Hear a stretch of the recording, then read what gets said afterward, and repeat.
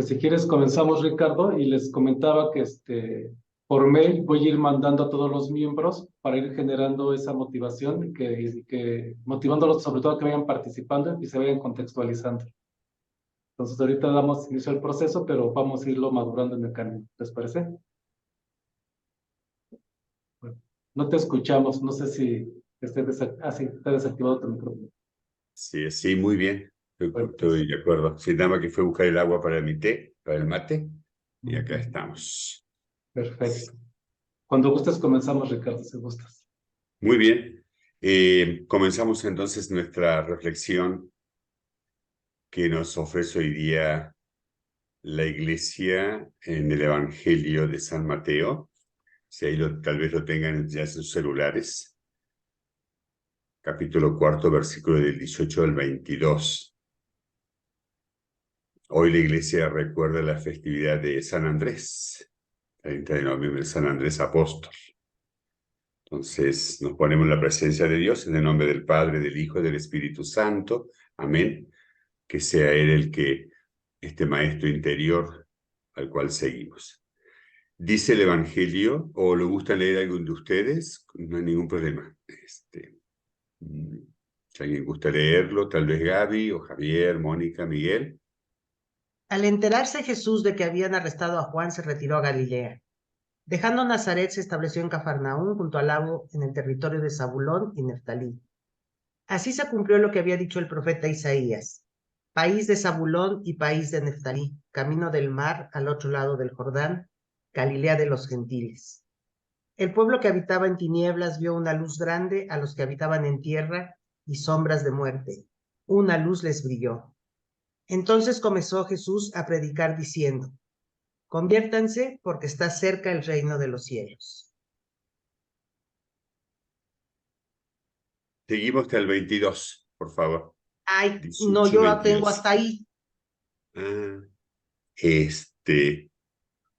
hoy tenemos que es capítulo 4, versículo del 18 al 22. ¿Tú lo tienes hasta ahí nomás? Es que yo tengo el Mateo 4, del 12 al 23, que fue lo que nos mandaron.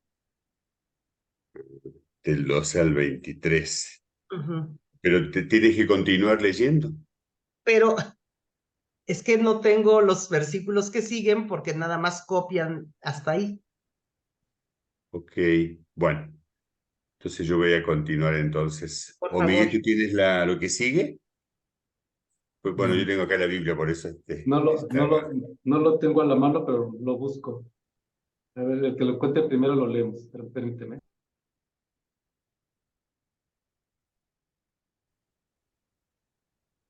Sí, no lo estoy aquí, ¿verdad? Ajá.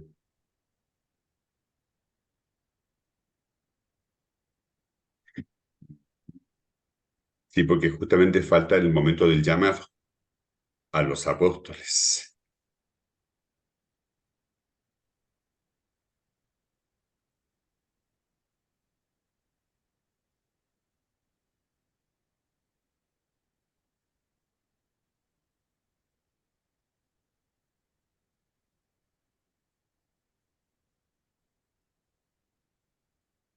Es Mateo 4 18 al cual, perdón. Versículo 22.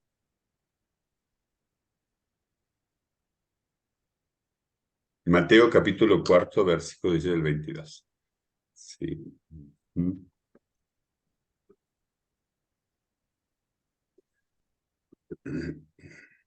Caminando por la ribera del mar de Galilea, vio a dos hermanos, Simón llamado Pedro y su hermano Andrés, largando las redes en el mar, pues eran pescadores. Les dijo: vengan conmigo y los haré pescadores de hombres. Ellos dejaron las redes al instante y le siguieron.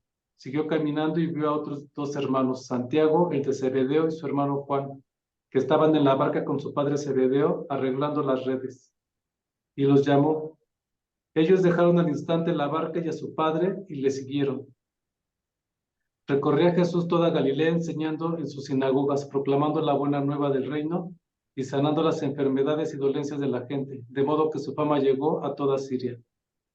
Le traían a todos los que se encontraban mal con enfermedades y dolencias diversas, endemoniados lunáticos y paralíticos, y él los curaba. Y le siguió una gran muchedumbre de Galilea, Decápolis, Jerusalén y Judea, y del otro lado del Jordán. Bien. Leímos un poquito más, pero no importa, nos puso en contexto. Este texto, desde comenzó a leer Gabriela, en el versículo 12, da un primer detalle. Cuando fue encarcelado Juan el Bautista, Jesús comenzó su predicación pública en Galilea, en una provincia en los límites con Siria, cuasi pagana, digamos. No comienza en la capital, no comienza donde hay mucha gente, sino comienza pues alrededor, ¿no?, de los pueblitos de la provincia de Galilea, que era la provincia romana hacia el norte, límite, ya digo, con Siria. Por eso, en esta región, cita el autor, apareció una gran luz. Este texto es muy bonito porque va a recopilar así brevemente San Mateo lo que es la situación que vivía la gente. En la oscuridad llegó una gran luz anunciada por los profetas. Cristo es la luz. Y luego Jesús comienza anunciando: para poder recibir el reino de Dios que comienza, había que iniciar un proceso de cambio de vida y de conversión. Y ahí es donde viene este momento en donde él, como dice, caminando a orillas del lago de Galilea, vio a dos hermanos, a Pedro y a su hermano Andrés, ¿no?, pescadores.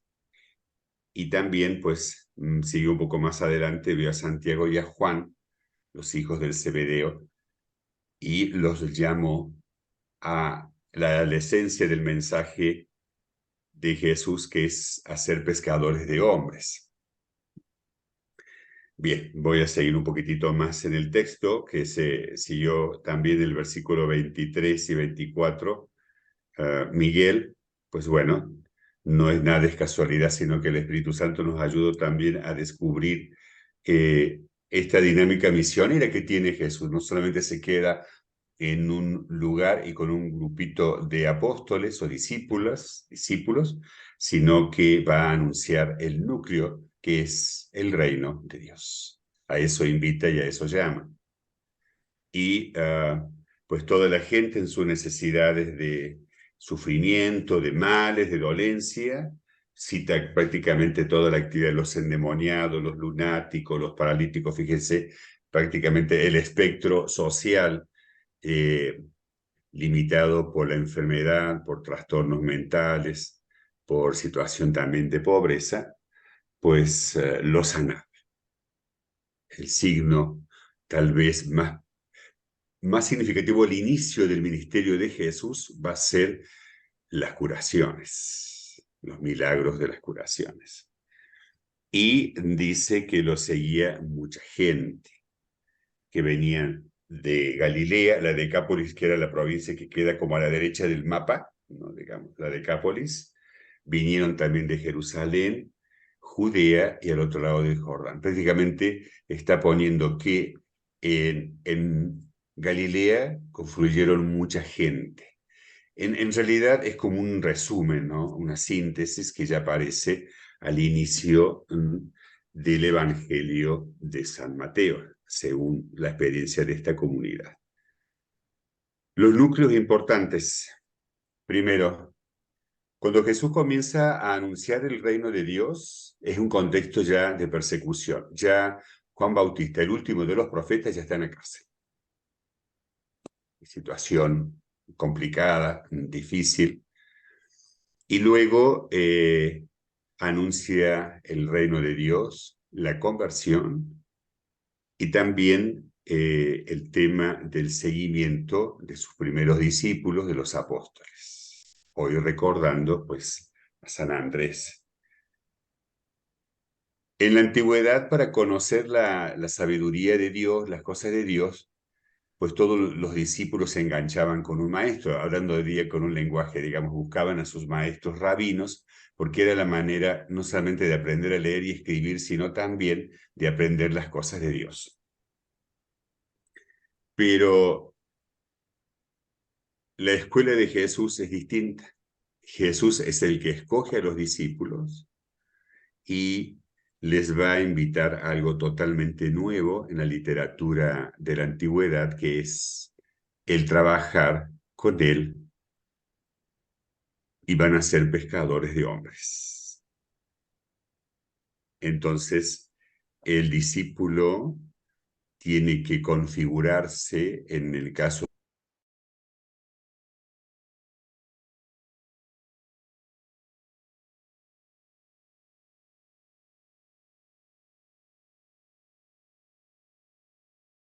del maestro rabino Jesús de Nazaret, terminó el maestro.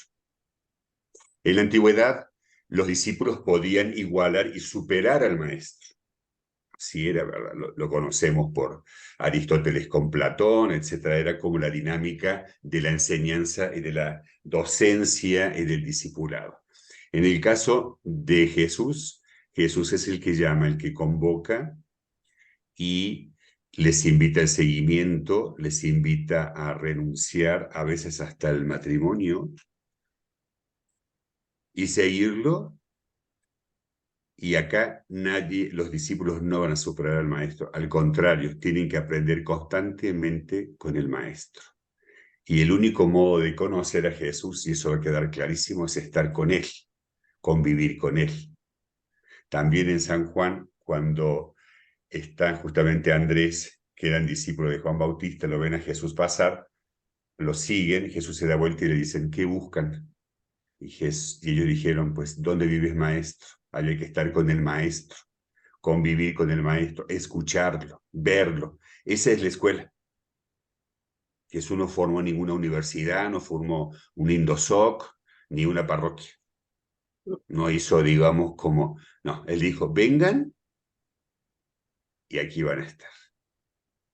Y van a descubrir que siempre van a estar aprendiendo de mí. Y por supuesto, esto va a ser clarísimo en el discipulado, porque en San Juan va a decir, ustedes no me escogieron a mí, yo los escogí a ustedes.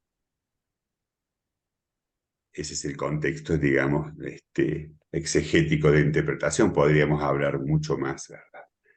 Yo creo que nos ilumina también a cada uno de nosotros cómo vamos experimentando el llamado, que tal vez un día nos sentimos cuando éramos más jóvenes, más chicos, digo, porque aquí la mayoría pasamos de los 20 años, y creo que nos motiva eso, ¿no? Cómo está siendo nuestro seguimiento, nuestras respuestas, nuestros compromisos alrededor, porque hoy día Jesús sigue llamando. Pero también, tal vez nosotros no, porque ya tenemos como una dinámica en la cual nos hemos puesto a escuchar a Jesús, a aprender de él, a estar con él y a sentirnos enviados, también como dice el Evangelio de Marcos. Él los llama a los apóstoles para enviarlos a la misión, que es la otra temática que también se ve en el Evangelio de San Mateo, versículos 23 y 24, Jesús misionero.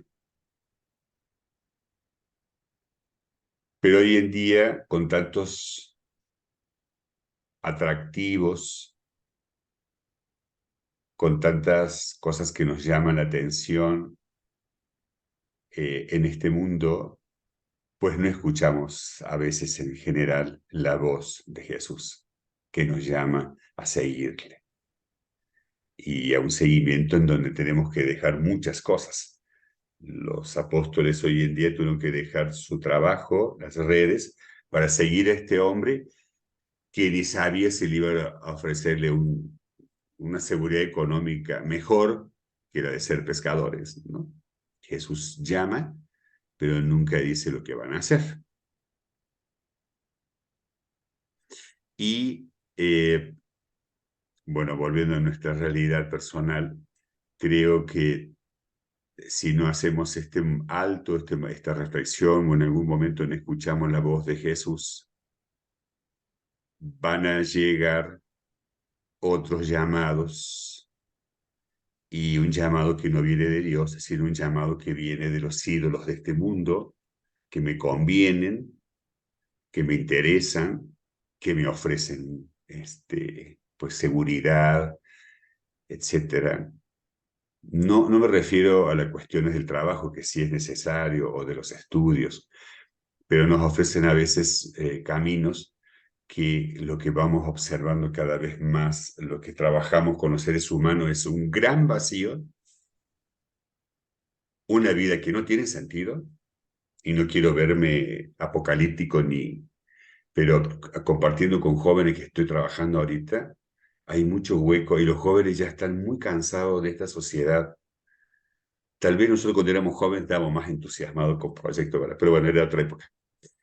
Pero el joven de hoy se ve muy hueco, porque justamente el tema de las redes y bueno, todo lo que nos atrae ahora el Instagram, el Twitter, todos los influencers, pues no les llena el corazón. Solamente llena el corazón del ser humano aquel que ha escuchado la voz de Dios, ha dejado las redes, ha renunciado a cosas y se pone a trabajar con Cristo. O al menos en trabajar en temas que ayuden a otras personas en solidaridad, en unirnos por la casa común, en proyectos socialmente que ayuden a la dignidad de las personas, en acompañar a los migrantes, bueno, toda esta realidad, pero que es una inspiración ahí del llamado que hace Jesús.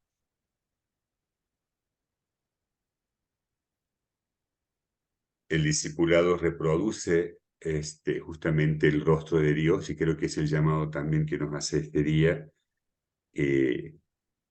construir nuestra vida desde la confianza y no desde las seguridades.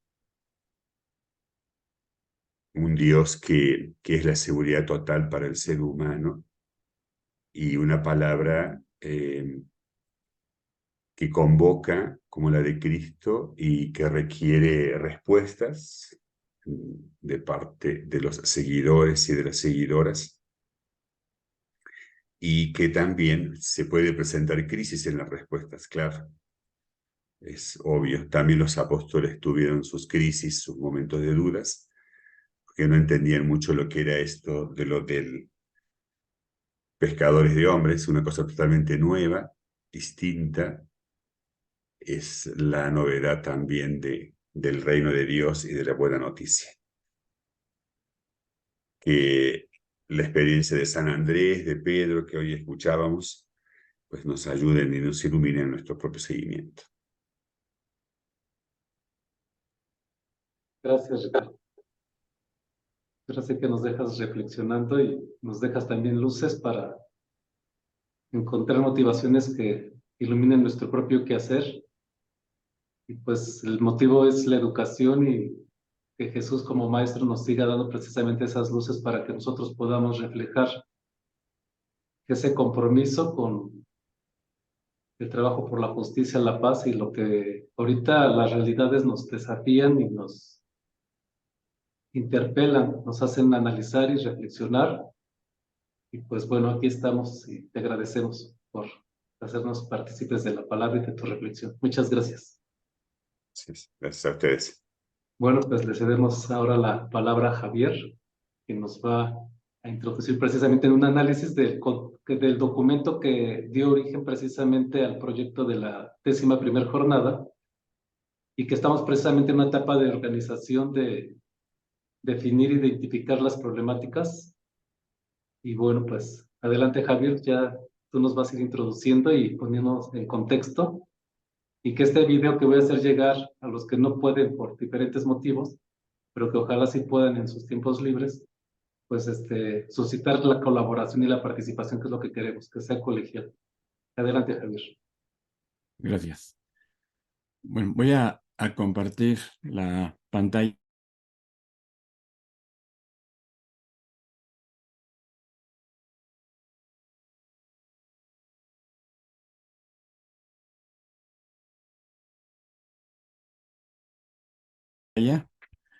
Acerca de lo que han estado trabajando para diseñar la 11ª jornada en torno a la pedagogía contextual liberadora, y me pidió que hiciera una revisión de este documento, con lo cual elaboré un pequeño informe académico que presento en la parte derecha. Es el segundo documento.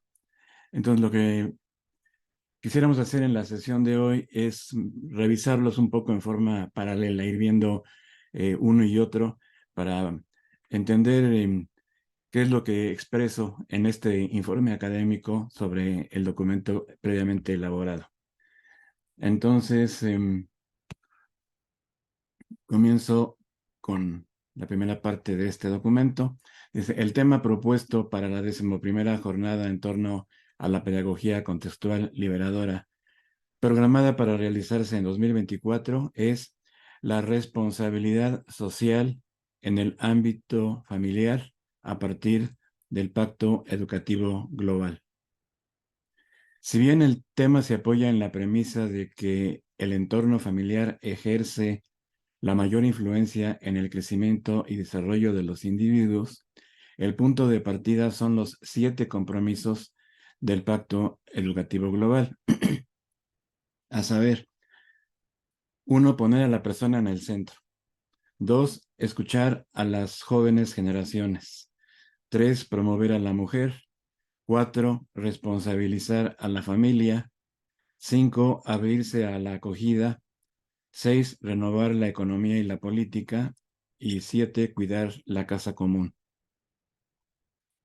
En un primer análisis elaboré este diagrama en donde presento el tema de la jornada como la responsabilidad social en el ámbito familiar, apoyado en los compromisos del Pacto Educativo Global. Entonces, este es el apoyo que tenemos para la jornada.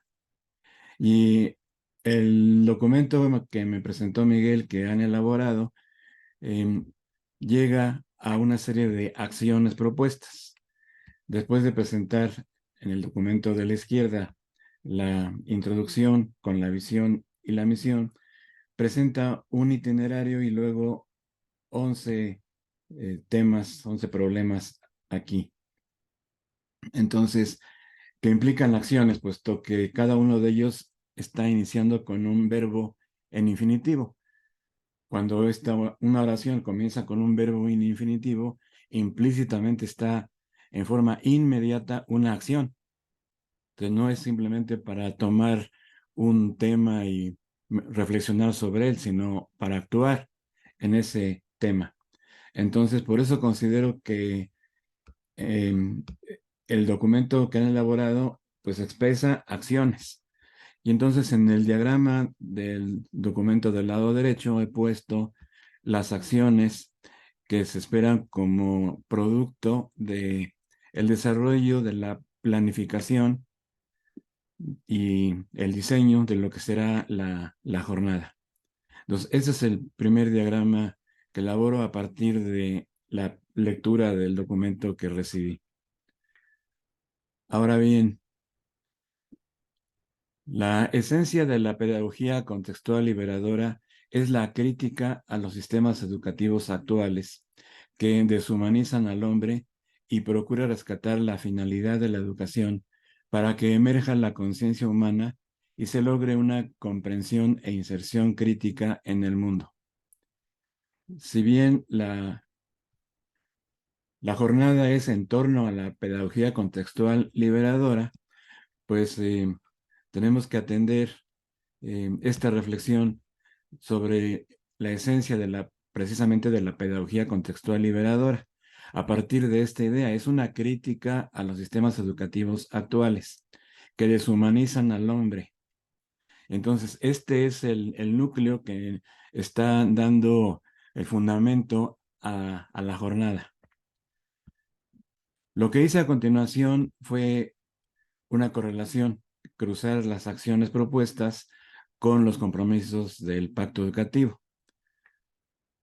En cuanto al documento que se analiza, este presenta un itinerario que propone una introducción a los temas de la persona y la dignidad humana, los valores sociales, los agentes educativos, familia e iglesia, comunidades educativas que se desglosan como niveles de educación formal e informal, y considero que habrá que revisar la estructura de esta parte, definir los términos a los que se hace referencia y la completez de la temática.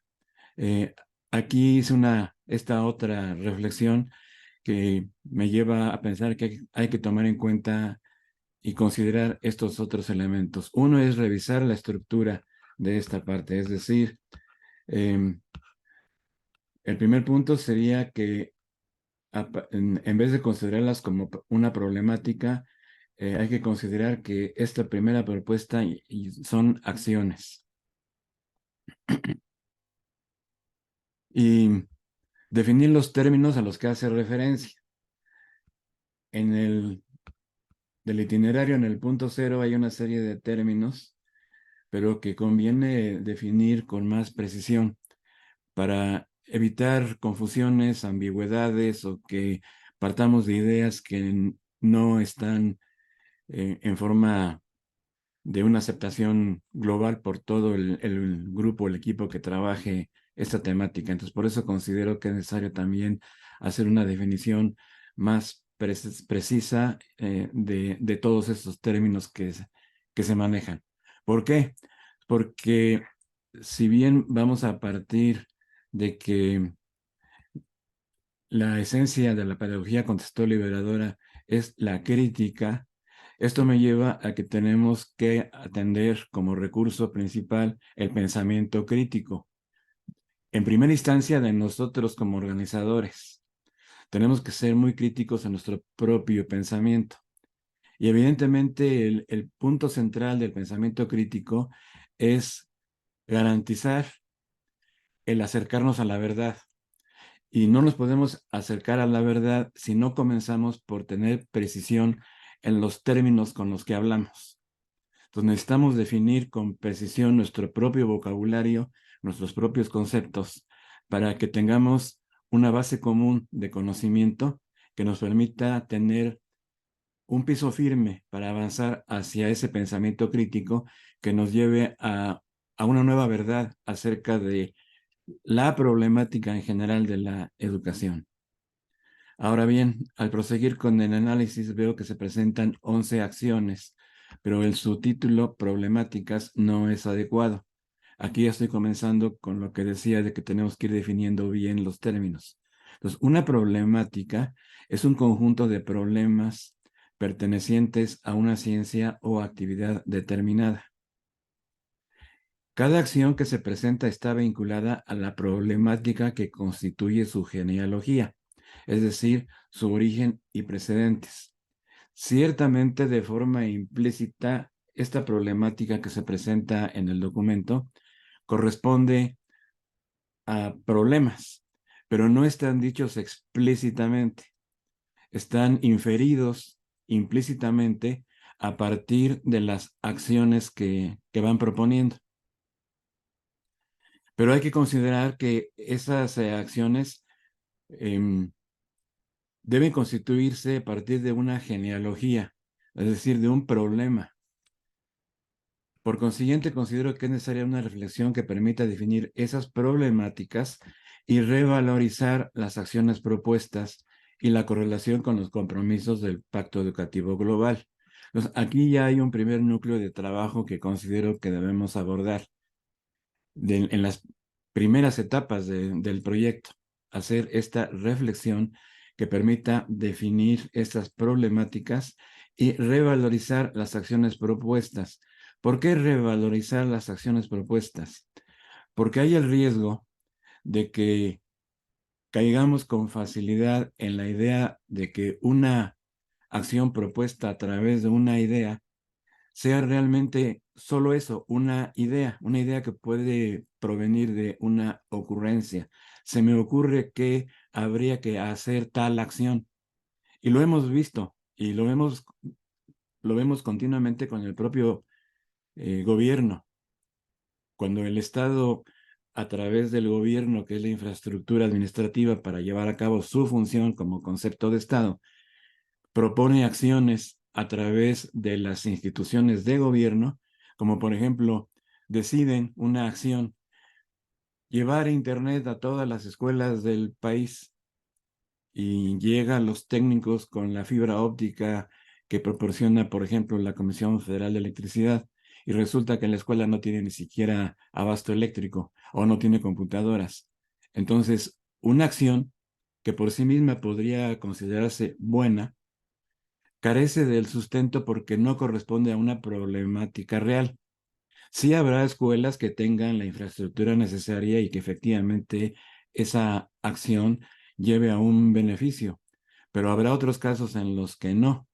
Por eso es por lo que considero que hay que revalorizar, es decir, tomar cuáles son los valores de esas acciones, hacer una reflexión sobre esos valores y también hacer una correlación con los compromisos del Pacto Educativo Global, puesto que es parte de lo que define el concepto de esta jornada.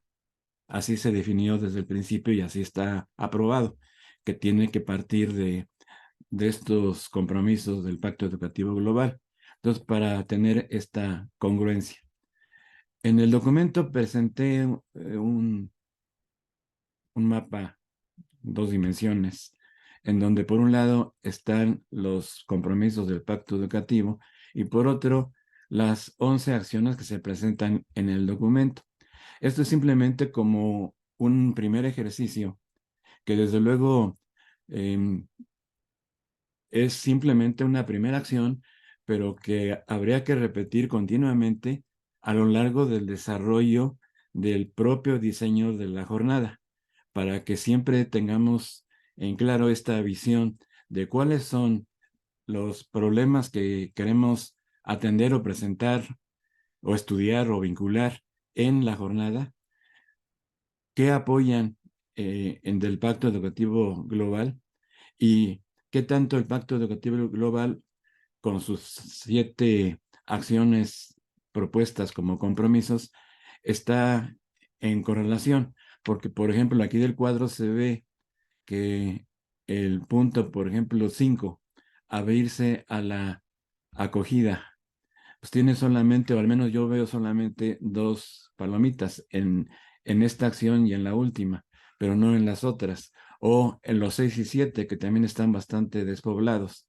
A diferencia del primero, que evidentemente por ser uno de los puntos centrales de la definición de la propia jornada, está muy bien atendido, poner a la persona en el centro. Todas las acciones propuestas están poniendo a la persona en el centro. Pero, ¿qué ocurre con todos los demás? Igual responsabilizar a la familia. El propio subtítulo de la jornada lo dice, entonces es muy claro que el 1 y el 4 son los 2 más fuertes, pero no debemos descuidar a los otros. Tenemos que tener un mayor equilibrio, sobre todo por la importancia, porque los 7 son importantes. Yo diría son los 7 igualmente importantes. Ahora bien, continuando. Habría que decir también que la frase que acompaña a cada una de las acciones propuestas está adelantando un punto de vista mediante un enunciado que puede limitar el desarrollo de otras interpretaciones. Aquí en el documento, en las 11 acciones que se presentan, cada una de ellas tiene abajo del título una segunda frase, pero pues también comienza con un verbo, es decir, sigue siendo una acción. A lo mejor está matizando la acción principal que está expresada en el título, pero se queda solamente ahí en una eh, interpretación, pero yo considero que no debemos limitarnos a una sola interpretación, o sea, corremos el riesgo de que nos vayamos solamente con una idea, la que está expresada en el documento, pero puede haber otras. Entonces aquí un poco van los dos sentidos. Por un lado, puede haber otras ideas y por otro lado, puede ocurrir que algunas de las ideas realmente no correspondan a problemáticas reales.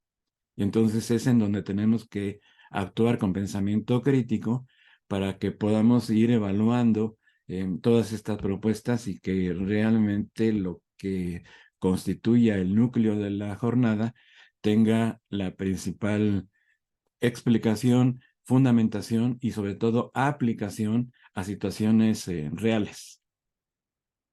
Situaciones conflictivas que existen, que son reales, que ahí están, pero que debemos estar lo más seguros posible de que las estamos atendiendo en su propia situación, con su entorno, y no solamente de un ejercicio académico.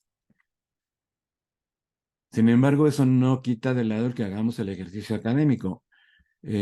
Otro punto se deriva de la temática de las acciones propuestas. Hay otros temas que también es necesario atender, y aquí acudí también a este ejercicio de proponer qué otras acciones se ocurren o se me ocurren, y que no son solamente 11, sino que puede haber otras, y las pongo como ejemplos.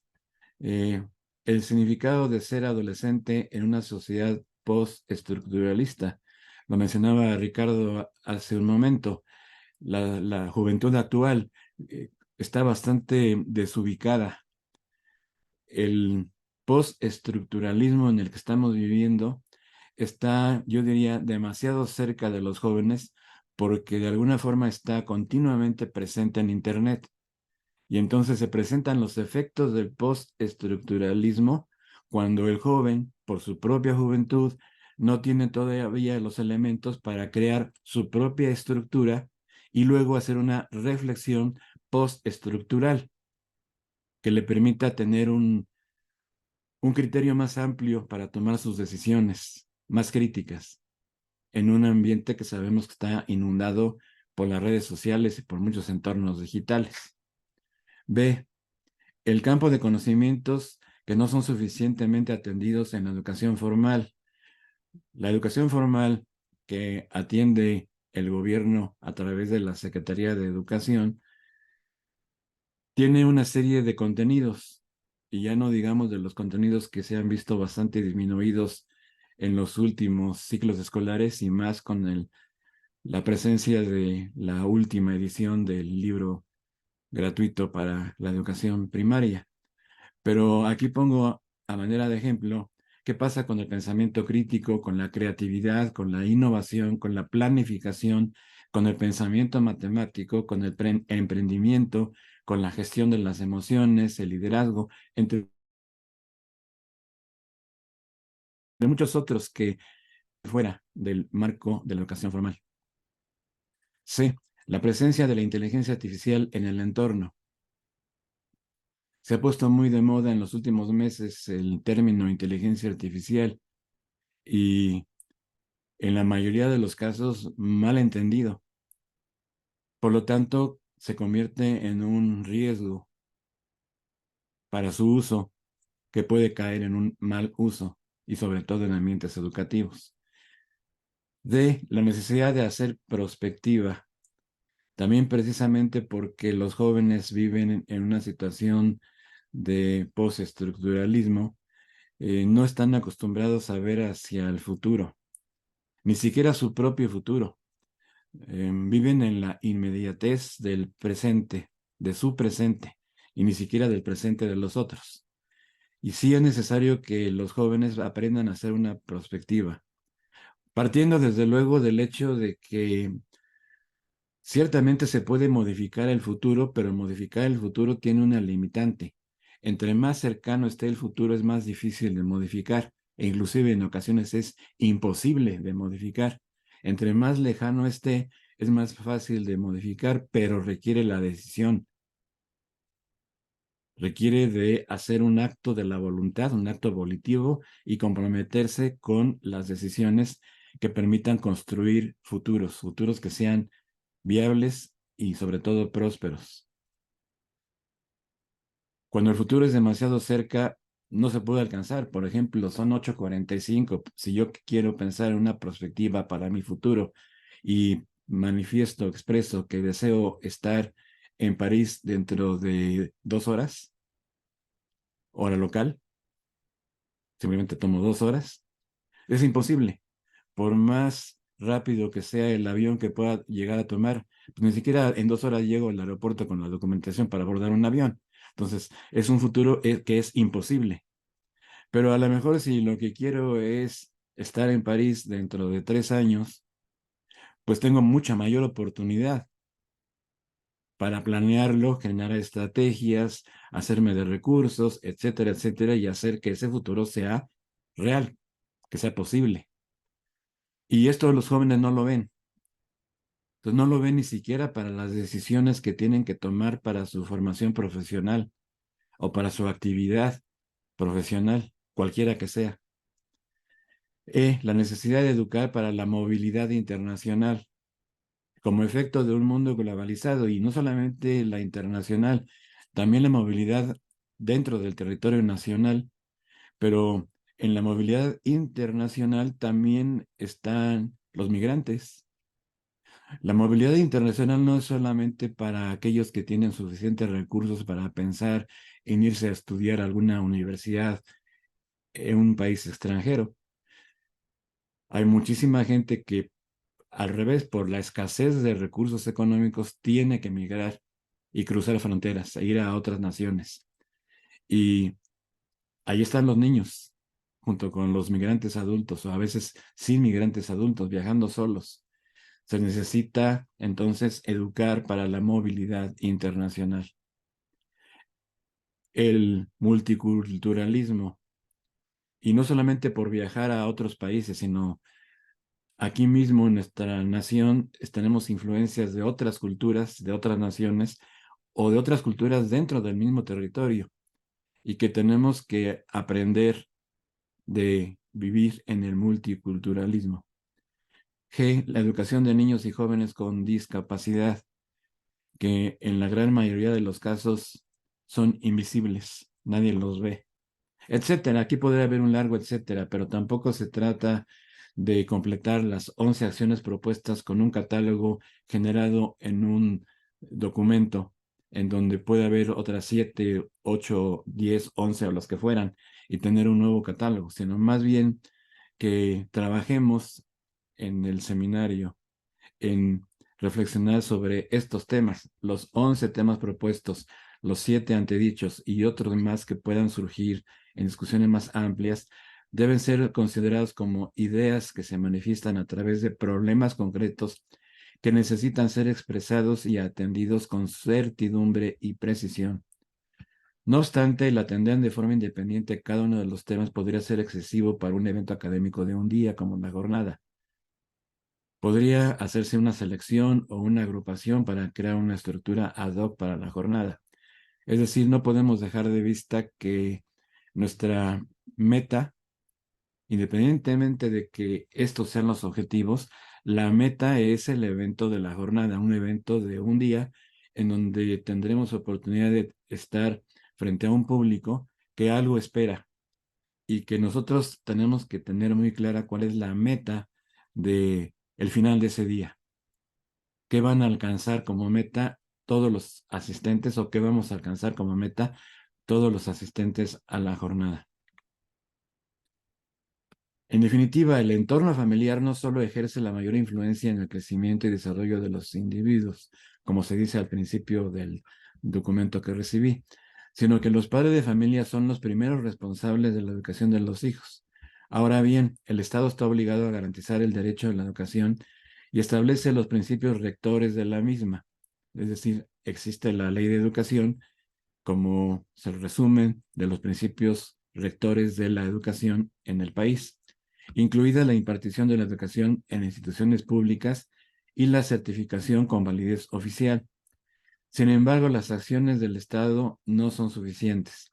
El Estado resulta demasiado pequeño para afrontar problemas derivados de la creciente globalización y de la complejidad del ser humano, y por otra, demasiado grande para responder a las necesidades locales que surgen en el ámbito familiar.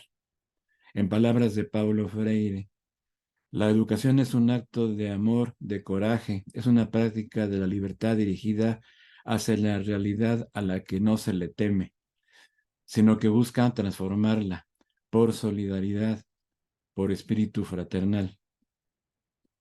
Y finalmente propongo en este documento una estructura para la configuración de campos de acción para el estudio de estos temas.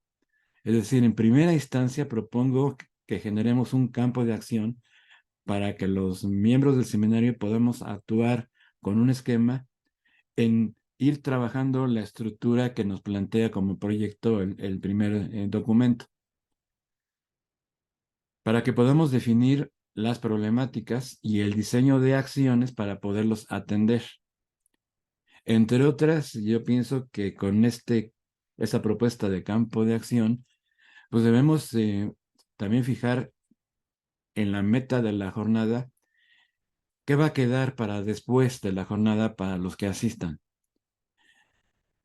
Podría ser como un extremo, un catálogo de problemas con las acciones correspondientes y una especie de recetario. Yo lo veo poco útil. Yo no niego que pueda ser útil en muchos casos de gente que tenga una problemática muy común y que estudiándola nosotros hagamos una propuesta de acciones y que sirva como una receta. Si tienes en tu entorno cercano un problema como este, pues te recomendamos a través de la jornada, con el trabajo hecho por el seminario, estas acciones y que puedan servir. No dudo que eso pueda ser útil.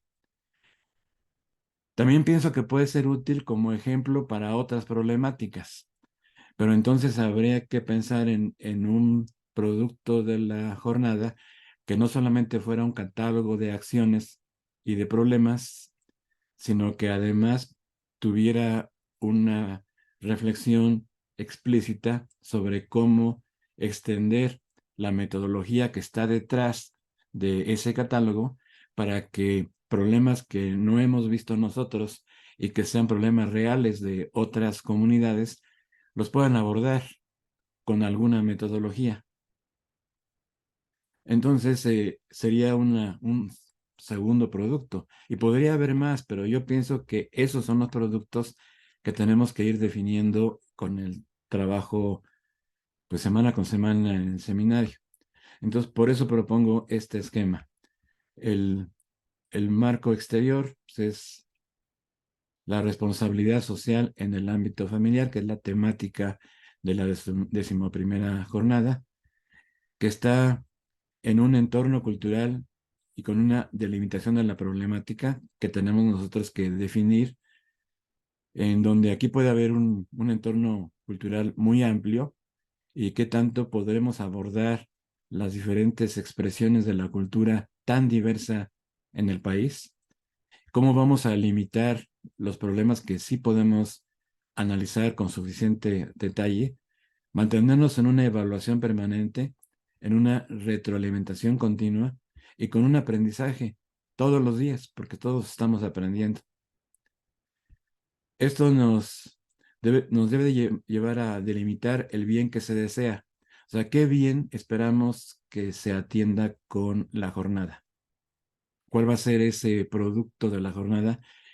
Deseamos que sea un bien para los asistentes y que trascienda a los que no asistan, pero que de alguna forma reciban el efecto de la jornada. Con lo cual presento aquí unos modulitos que son, pues, definir necesidades y metas, establecer políticas y reglas, tanto para nuestra operación como para la jornada, nuestras estrategias para en nuestro estudio y nuestra expresión ya concreta de lo que vayamos encontrando, qué roles vamos a ir asumiendo, desde luego el Pacto Educativo Global, a través de una red de interacciones entre nosotros, que va a ir formando una base de conocimiento que nos permita ir elaborando acciones y que a su vez esto sea recurrente, es decir, que se repita, que este mismo esquema pueda ser aprendido por los que asistan a la jornada para que lo puedan llevar a un nivel mayor de trascendencia. Pues muchas gracias, esto es lo que preparé presentarles. No, pues excelente y qué bueno que lo grabamos porque ahora sí que se hubiera quedado nada más para nosotros, imposible retenerlo todo en la memoria, pero ya grabado vamos a poderlo revisar y sacarle un mayor provecho. Y sobre todo lo que dices al final, Javier, que este método le permita a quien guste, a quien lo cree idóneo en su propio ambiente, pues poderlo aplicar, ¿no? Para sus propios contextos. No sé si alguien quiere opinar. Eh, Ricardo, ¿tú qué piensas sobre la metodología que nos propone o el proceso que nos propone Javier?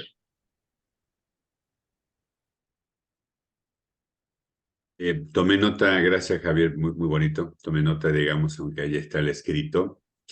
Y importante como profundizar y tener una metodología justamente de las acciones en un contexto en donde aparecen otros temas. Evidentemente que la realidad siempre nos abarca más que lo que podemos decir en un seminario y en un papel, ¿no? En un texto.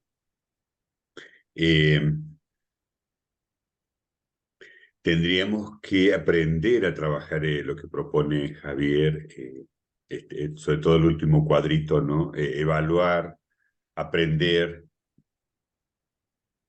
y que podamos tener en la jornada no solamente pues un recetario que hace esto, hace aquello, moverte por aquí, sino que cada uno pueda como asimilar esto y ir ejercitándolo. La propuesta mía sería como ponernos a practicar, así como en la docencia, ¿no? Ejercitarnos en lo que propone como estructura, ampliando siempre a realidades nuevas, a situaciones que se van suscitando también y que van a ir apareciendo en el camino. Y también esta parte crítica es importante para tener siempre como un fundamento sólido. Gracias, Javier. Me ayudó mucho como ir como ya así como diciendo, esta es la casa, esta es la habitación, estas son las sillas, esta es la ventana.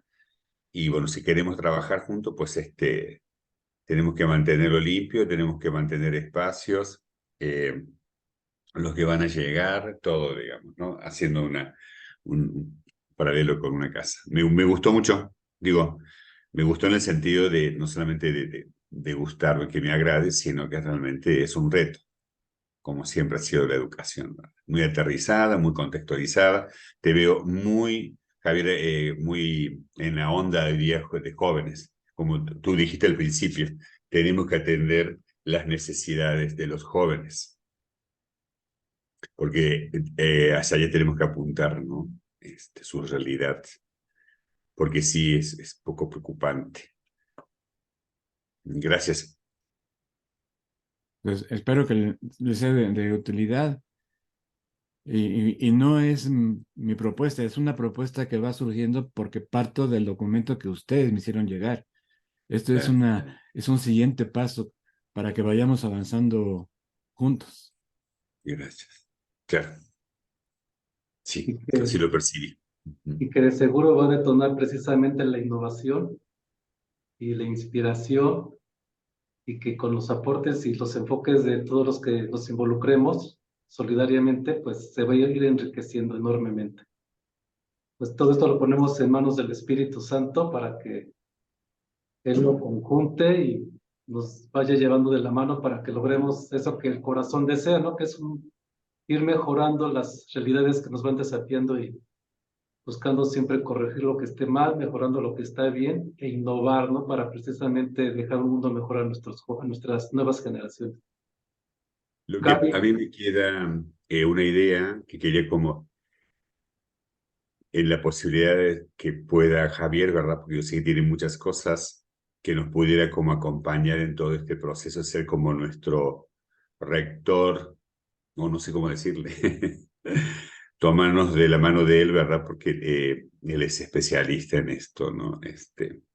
Le ha dedicado mucho tiempo y conoce generaciones aquí en las universidades, y que yo te comparto, Miguel, se me hace como que tendría que estar como presente en casi todos los temas, desde el punto de vista de la estructura educativa, metodológica, que es lo que presentó, ¿no? Y en las medidas que él pueda, claro, yo sé que tiene muchos compromisos, etcétera, ¿no? pues Bueno, con alegría te comparto, Ricardo, que sí. mientras la salud se lo permita, o sea, que no se le imponga nada, Él va a estar con nosotros. Entonces, gloria a Dios Perfecto. porque pues, nos va a Bien. tener aquí el Señor con nosotros. Qué enorme gusto, sí. Y gracias, Javier. Gaby, no sé si tú quieras compartirnos algo. Sí, yo quiero saber lo que piensa Gaby. A ver, estoy ansioso, estoy comiéndome Lo mi. primero, yo no conocía el documento, así es que no crean que yo ya sé lo que va a decir Javier, ¿eh? Definitivamente es un trabajo diferente Mi presencia aquí no es porque yo lo conociera, es algo que se me hace padrísimo porque me quedo tan sorprendida como ustedes y que me fascina escuchar lo que propone y lo que dice, sobre todo por la experiencia que tiene y la manera en la que lo plantea. Y eso no es porque sea Javier quien es para mí, sino porque considero objetivamente que así es, ¿no? Segundo, creo que el haberlo grabado la sesión va a quedar muy bien para mandársela a Mónica Chávez y a Karen para que vean el rumbo que va tomando la jornada, hacérsela llegar también de manera muy explícita a Lucila, que pues por la cantidad de cosas que ha tenido que hacer, pues no está, al igual que Rosario y a Irma, ¿no? De manera que ojalá que se puedan involucrar un poco más. Y con eso, pues también cuando hablamos de tener invitados que tuvieran una mayor experiencia en cada uno de los temas, creo que después de este ejercicio que vamos a ir haciendo reunión por reunión y con el trabajo que tendremos que hacer entre las reuniones, pues podemos también invitarlos de una manera en que les presentemos por dónde vamos. No para orientar que lo suyo, que nos vengan a decir, tenga que estar así, porque al revés, lo suyo seguramente va a enriquecer y nos va a ayudar y a lo mejor hasta contradecir en varias de las cosas que podamos nosotros proponer, pero es la manera de enriquecer el conocimiento. Y se me hace extraordinario porque con este proyecto, Miguel, que has lanzado y que Javier pues te ha secundado, y con la presencia de Ricardo y de Fabiola, que me da mucho gusto que esté aquí, después de casi un año o más que no la vemos, y me fascina que estés. Gracias, Fabiola. Creo que tiene una nueva vida el seminario y una nueva estructura. Creo que ahora sí va a funcionar como seminario de estudio para tener resultados que se pueden compartir en la jornada y después de la jornada. Entonces, se me hace valiosísimo lo que presentó Javier. Me encanta que haya hecho ese comparativo con lo que es nuestra base, que es el Pacto Educativo Global. Y creo que al final, parte de lo que podemos presentar también, así como el Papa dice, yo no doy recetas, lanzo 7 puntos que considero que tiene que tener la educación de calidad, considerando a la persona, ¿no? Pues nosotros podríamos decir, lanzo 7 puntos que consideramos que tiene que tener la educación de calidad del Pacto Educativo Global ante las problemáticas que para nosotros son más significativas en la educación en México y en el mundo, ¿no? Pero partiendo de eso, creo que podemos tener una gran aportación, sobre todo porque en la Junta de Consejo Directivo del viernes pasado, volvieron a sacar a relucir el seminario Paulo Freire, que el tema de educación nos corresponde a nosotros. Y yo no sé por qué Lucila dijo, yo estaba en Zoom, ellos estaban en el Lindosoc, que no se le va a cambiar el nombre al seminario. Yo no sé si alguien más por ahí también dijo que quisieran cambiarlo, no sé a qué se refirió, pero dijo, y no se le va a cambiar el nombre al seminario porque es sobre educación. Y especialmente esta educación contextual liberadora, que creo que Javier nos hizo muy buena referencia a tenerla presente de qué se trata. Entonces, de veras, gracias, Javier.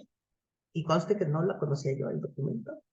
Se me hace muy, muy, muy bueno el camino, Miguel, que estás emprendiendo ante todo lo que has logrado hacer con el seminario. Yo estoy muy agradecida. Pues gracias a todas, a todos, y pues vamos a cerrar esta sesión con la esperanza de que el Señor va a seguir suscitando innovaciones y enriqueciéndose con la participación de todas y todos. Sí, Fabiola, adelante. Buenos días a todos. Es un gusto verlos, a cada uno de ustedes. Y nada más levanté la mano porque David quiere hablar. Ay, güey. Hola a todos y todas. Hola Gaby, hola Ricardo, hola Hola. Francisco, hola Marta. ¿Sí, gracias Marta? Mónica. Sí. Mónica, perdón. Un gusto siempre verlos y saludarlos y por otra parte unas disculpas porque sí, nos desaparecimos como un año. Y no sé si si haya concordado que estamos en una crisis justo por lo que menciona Francisco, ¿no? La falta de una crisis aquí en lo que hacemos en la localidad. Y entonces uno se pregunta todas las cosas que Francisco nos comentaba ahorita. Y justo ayer Fabiola nos comentó, hoy este Francisco se va a unir más ampliamente al seminario, ¿no? Ya ves que somos fans de él. Entonces, con mucho gusto aquí nos andamos, pero, y lo que mencionó ahorita específicamente Francisco, retumba mucho, ¿no? Retumba mucho como después de la pandemia, por falta de una estructura más consolidada, o cómo la pandemia también movió esas estructuras. Las que estaban fuertes las removió fuertemente también, y las que estaban débiles o escasas, pues más aún, ¿no? Y nosotros que trabajamos con jóvenes, lo vemos muy, muy, muy explícito. Y los no tan jóvenes, muchos de los que ya estaban un poco más antiguos, se salieron. Entonces, parte de toda esta crisis es puesta por no fijarnos en este pensamiento crítico, en esas estructuras que vamos teniendo y en las problemáticas, conjunto de problemas, que no nos fijamos en cómo atenderlos, y se generan simplemente ideas que van quedando, tanto de los más antiguos o generaciones más antiguas a los más jóvenes, mucho peor, ¿no?